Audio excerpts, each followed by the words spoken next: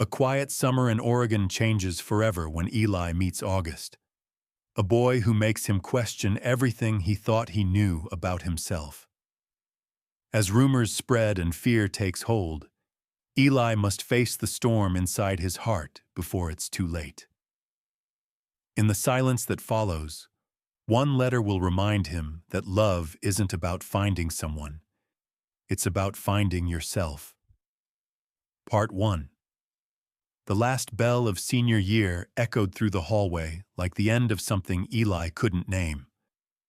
People cheered, threw papers in the air, hugged each other. Eli just stood there, backpack hanging from one shoulder, watching everyone rush toward summer like it was freedom itself. He didn't feel free. He just felt empty. Home was quiet that night, except for the steady hum of the fridge and the sound of his father's TV in the next room. His mother asked if he had thought about college. He said not yet, even though he had. He just didn't know what he wanted, or who he wanted to be. The house always smelled faintly of coffee and dust, the kind of smell that never changed. Eli wondered if he ever would. The next morning, he biked to the cafe by the lake. It was small, painted pale yellow, with old string lights hanging from the roof. The owner, Mrs. Green, needed help for the summer, and Eli needed something to do. He liked the quiet hours, the sound of spoons against cups, the cool air from the lake slipping through the open window. One afternoon, when the sun was bright and sharp, a boy walked in. He was taller than Eli, skin sun-kissed, hair messy like the wind had been playing with it all morning. "Hi, I'm here for the job," he said, smiling. That was August Rivera. He had moved from California with his mom after his parents' divorce. He talked fast, laughed easy, and had a warmth that filled the room without trying. Eli watched as Mrs. Green showed him the coffee machine. August nodded, eyes bright, hands restless, as if he couldn't wait to touch the world. They started working shifts together. At first, they just shared small talk. Weather, customers, music playing from the old radio. But then it grew. Soon, they were talking about everything.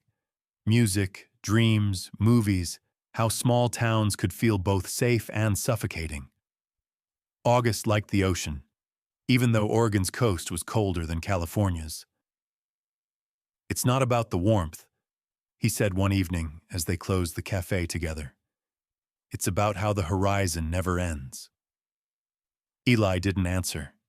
He just nodded, watching the sky turn pink and silver. They began spending more time outside of work. Bike rides along the lake. Late-night walks when the streets were empty. Eli didn't know when it started to feel different. When his laughter came too easily around August, or when his chest tightened whenever their shoulders brushed.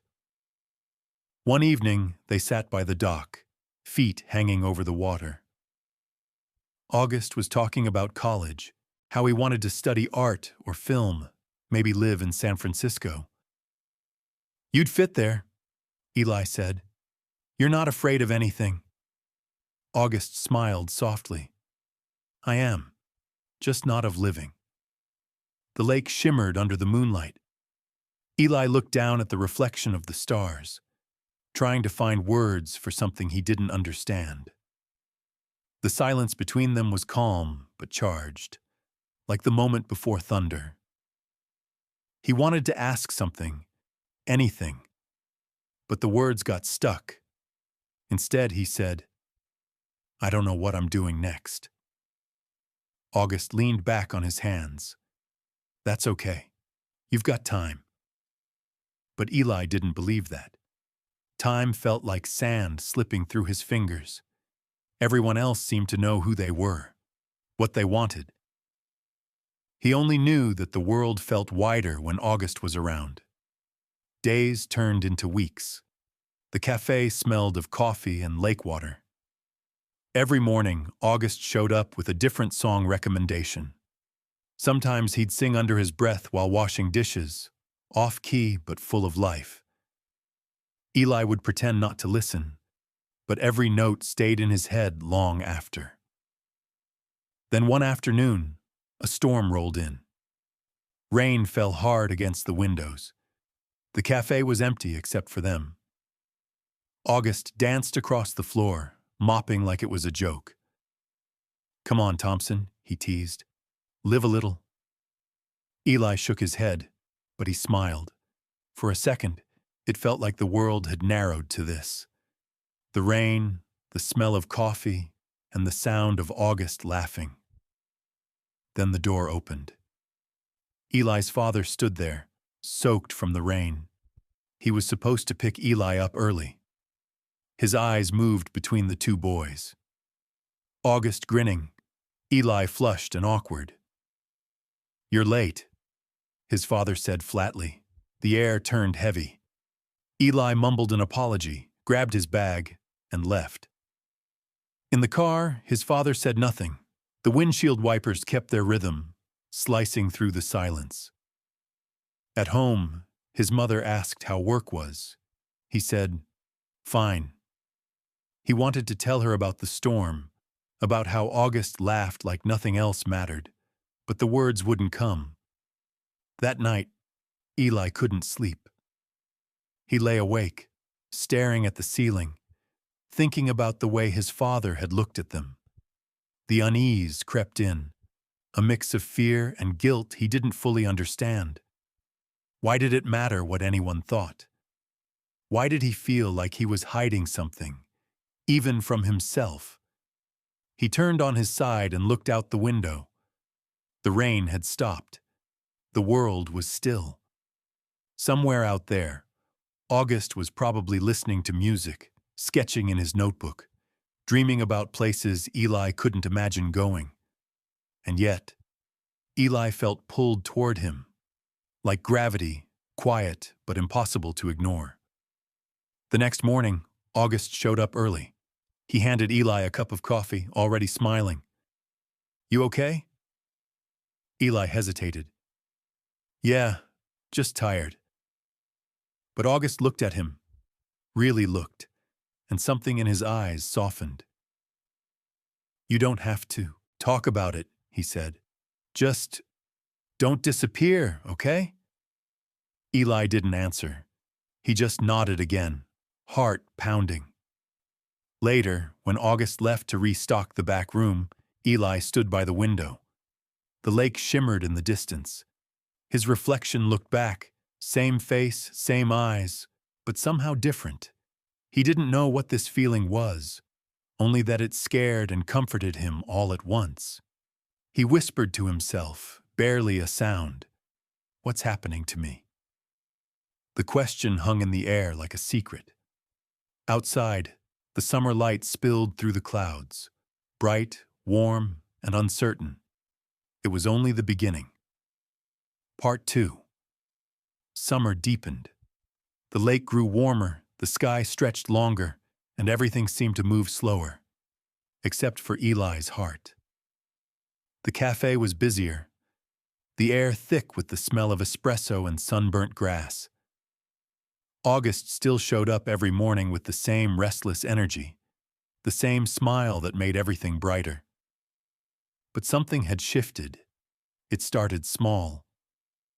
A story August told one quiet afternoon, while cleaning tables after a rush. He spoke easily, his tone soft, almost fond, about his life in California, about a boy he used to date. The story wasn't romantic. It was casual, effortless.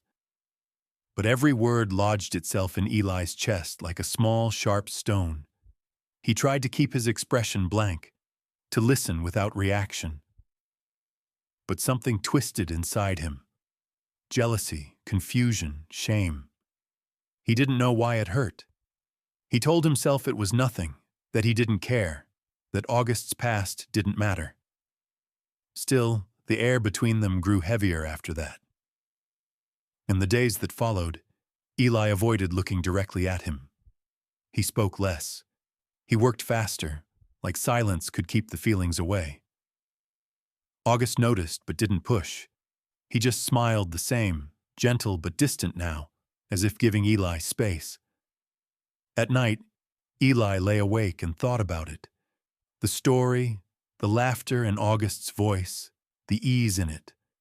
He wondered what it felt like to be that free, to talk about love without fear or confusion. He hated himself for caring, hated that something beautiful in someone else could make him feel so small. One evening, they went camping near the edge of the forest, just before the school year ended. The lake shimmered nearby, black and silver under the half-moon. They built a small fire, cooked canned soup, and let the night hum around them. For a long time, they said nothing. The fire cracked. Crickets sang. Eli watched the light flicker across August's face. Soft, calm, certain. It was August who spoke first, saying he loved nights like this, when the world felt quiet and far away. Eli nodded but didn't reply. His chest felt tight, as if something inside was demanding to be let out. He didn't mean to say it. It just slipped through, raw and unguarded. I don't know who I am. The words hung there, fragile and trembling, as if the air itself was holding them still. August looked at him, the firelight caught in his eyes. He didn't laugh. He didn't ask. He just nodded, slow and kind, and said something that Eli didn't forget for a long time. You don't have to figure it out right now. Just let yourself be. It should have felt comforting, but instead, Eli felt something break open. Because he wanted to be, but didn't know what that meant. He wanted to be himself, but he wasn't sure who that was, the son his parents expected, or the person August saw when he smiled. He turned away and stared at the flames. The fire popped, sending sparks into the dark. Somewhere deep inside, a storm began to form. The next week, whispers started. Someone from school had seen them together, maybe at the lake, maybe at the cafe. Details changed with each retelling, but the meaning stayed the same. By Monday, people looked at Eli differently. In the hallways, in the store, in church on Sunday morning. It was subtle at first.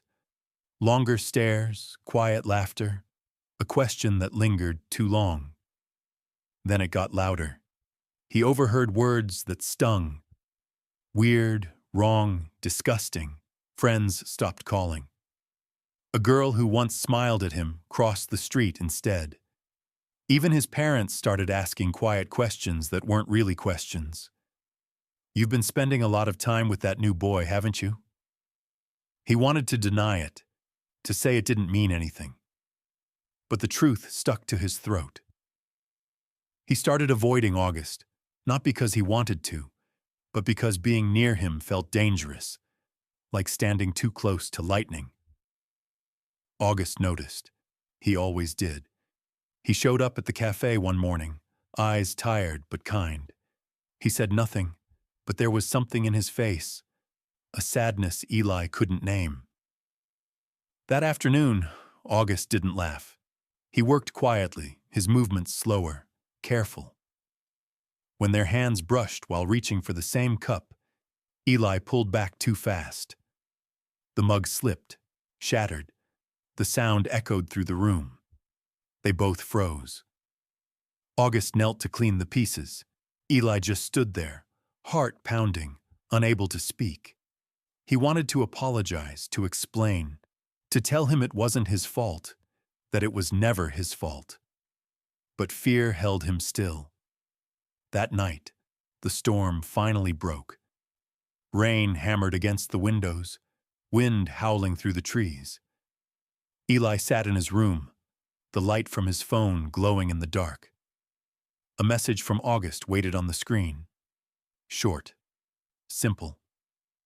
He said he was leaving for California early. Eli read it again and again until the words blurred. Something hollow spread through him, part grief, part guilt. He knew August had planned to leave after summer, but not like this. Not without a goodbye. He wanted to go to see him one last time. But the same fear stopped him. The same fear that had followed him all summer, of being seen, of being known. Outside, thunder rolled. The lake beyond his window was just a shadow now, a mirror of the chaos inside him. He thought of August, his voice, his laughter, the warmth that made everything else fade. He thought of that night by the fire, the way he said, "Let yourself be." And Eli realized he hadn't. He had run from it, buried it under other people's voices. He pressed his forehead against the glass. Rain streaked down like tears. The next morning, the cafe felt empty. The counter still smelled like August's cologne, faint citrus fading. Mrs. Green mentioned he'd stopped by early to say goodbye. Eli nodded, pretending not to care, but the quiet inside him was louder than any storm. He walked to the lake after his shift. The sky was gray, the water calm again. Everything looked the same, but nothing felt right. He sat at the edge, shoes sinking into the wet sand. The air smelled of rain and loss. He thought about how easy it had been to feel alive around August, and how quickly it had all fallen apart. He wanted to hate him for leaving, but he couldn't. It wasn't August's fault. It was his, for being too afraid to stand beside him when it mattered. He closed his eyes and tried to remember the sound of August's laughter. It came back, soft and distant, like an echo from a dream. And for the first time, Eli let himself cry.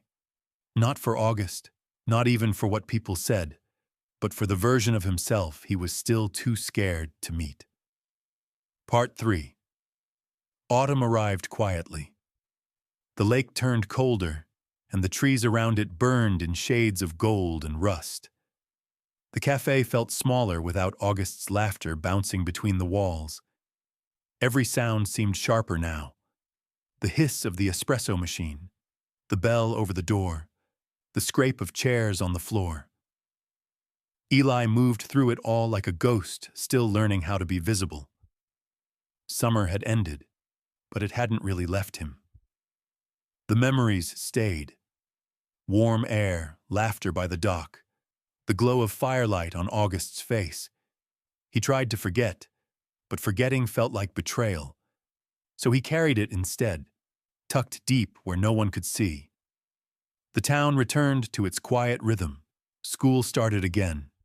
People stopped whispering. But the silence that replaced their words was heavier somehow, more polite but still sharp at the edges. At home, things were calmer too.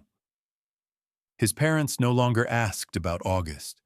They spoke about chores, church, and college applications, pretending the summer hadn't happened. Eli played along. It was easier to nod, to pretend he was fine, to act like everything was normal. But every evening, after work, he found himself walking toward the lake. He never meant to, but his steps always led there. He would sit on the same wooden dock where they once watched the sun fall, the same boards that had creaked beneath their laughter. The air there was colder now, but it was the only place that still felt like the truth. Weeks passed. The trees thinned. The sky lost its warmth. Life went on. Then, one afternoon, the cafe received mail, a small stack of letters, bills, and one envelope with his name on it. The handwriting was uneven but familiar.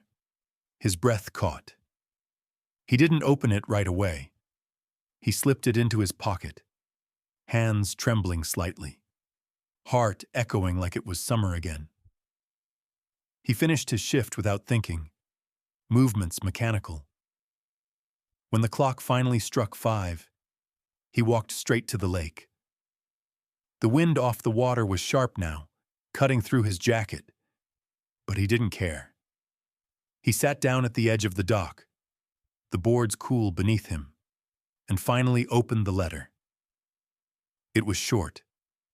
Just a few lines, written in blue ink that had smudged in places, like maybe it had been folded too long in someone's pocket. You made me believe that small towns can have big hearts. I hope you find yours someday. That was it. No signature, no return address.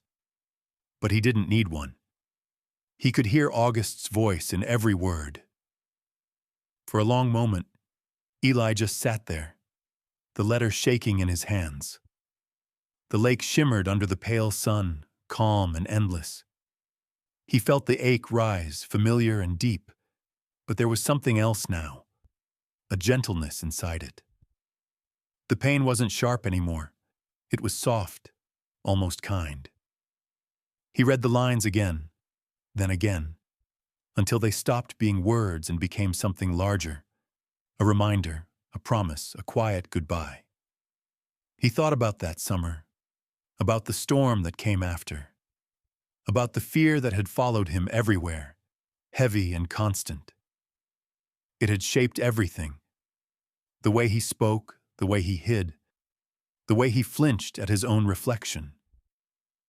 But now, sitting by the lake, he realized something simple.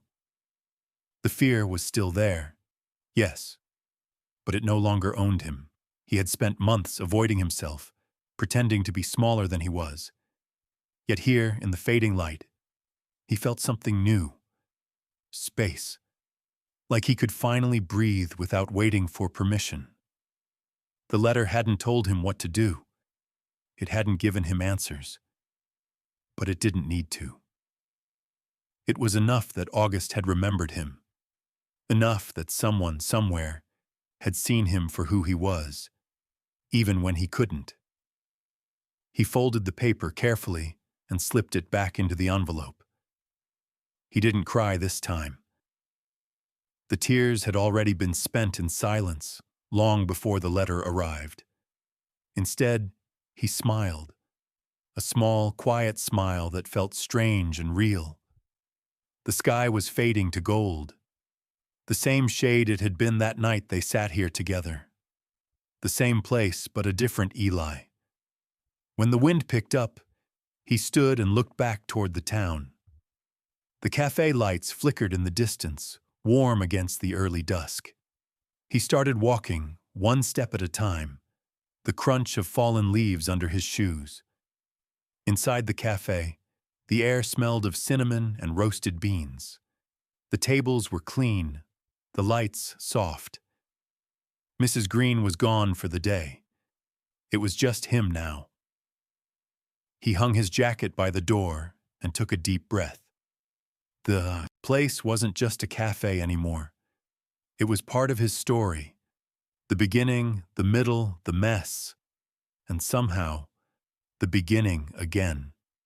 When the bell above the door rang, Eli turned instinctively. A new customer stepped in, a traveler maybe with a heavy backpack and curious eyes. For a second, Eli saw something familiar in the way they smiled, open and warm like summer sunlight. He didn't freeze this time. He didn't look away. He simply smiled back. His voice was steady when he greeted them, calm but sure. The words came easily, carried by something that had been waiting to surface all along. Outside, the lake shimmered under the fading sun. Inside, the air was alive again. Soft music playing, the hum of the coffee machine, the quiet rhythm of ordinary life returning. Eli felt it in his chest, not the rush of old longing, but the slow bloom of peace. He realized then that August hadn't left him behind. He had simply left space for Eli to grow. That night, after closing, Eli wiped down the counter, turned off the lights, and stepped outside. The street was quiet. The sky above him was a deep, endless blue. He looked up and thought about August somewhere in California, maybe near the ocean, maybe watching another sunset. He hoped he was happy. He hoped he had found whatever he was looking for. Eli breathed in the cool air and let it fill him. He no longer needed to hide from himself. The town hadn't changed, but he had. As he locked the door and walked home, the wind brushed through the trees, gentle and familiar. The letter stayed in his pocket, folded neatly, worn at the edges. He didn't need to read it again. He already knew it by heart. And for the first time, he didn't feel lost. He felt real. He felt enough. He felt like someone finally finding his own heart, right where it had always been.